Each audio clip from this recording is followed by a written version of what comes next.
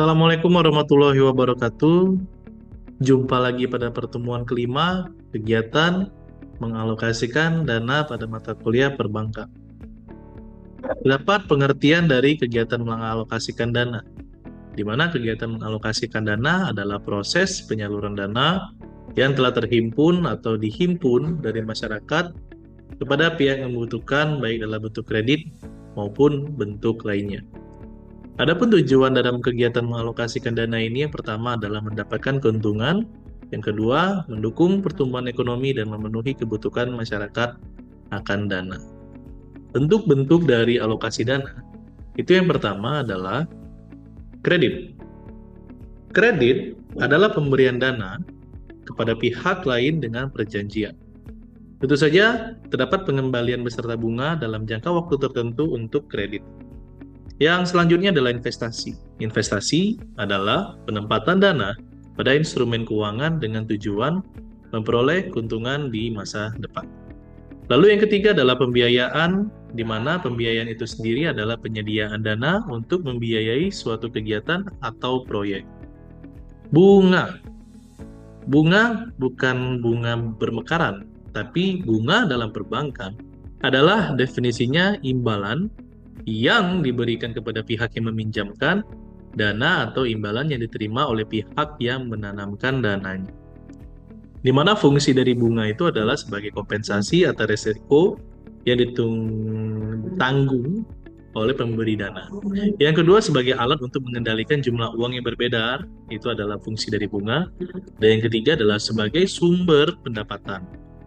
Sebagai sumber pendapatan apa? Tentu saja sebagai sumber pendapatan bagi lembaga keuangan yang melakukan peminjaman. Faktor-faktor tentu saja kita akan membahas terkait dengan memengaruhi bunga kredit atau bunga bank. Yang dimana yang pertama adalah kebijakan moneter. Kebijakan bank sentral dalam mengatur jumlah uang yang beredar dapat mempengaruhi suku bunga.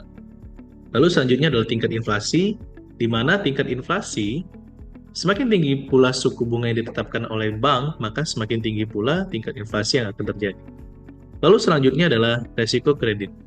Semakin tinggi risiko kredit yang ditangguh oleh bank, maka semakin tinggi pula suku bunga yang akan dibebankan kepada debitur. Lalu selanjutnya permintaan dan penawaran atas dana. Faktor yang mempengaruhi bunga adalah permintaan dan penawaran dana di pasar uang dapat memengaruhi dari tingkat suku bunga itu sendiri. Lalu, besar kecilnya dana yang dipinjamkan.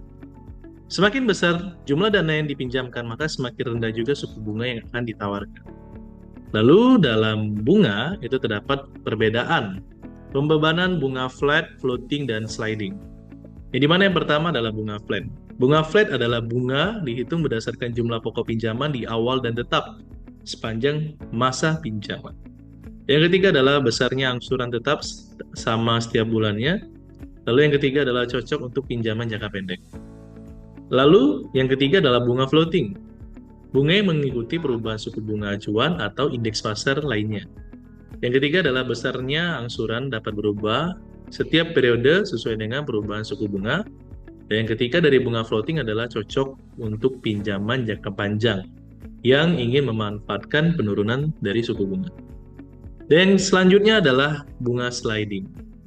Yang dimana bunga sliding adalah kombinasi antara bunga flat dan floating pada periode awal. Bunga yang bersifat flat setelah itu dapat berubah menjadi floating. Dimana bunga sliding ini dapat memberikan fleksibilitas bagi peminjam. Itulah kegiatan dalam mengalokasikan dana pada pertemuan kali ini. Silakan Anda mencari referensi yang lain yang lebih banyak dan lebih memperkaya pengetahuan Anda. Demikian, selamat berproses. Assalamualaikum warahmatullahi wabarakatuh.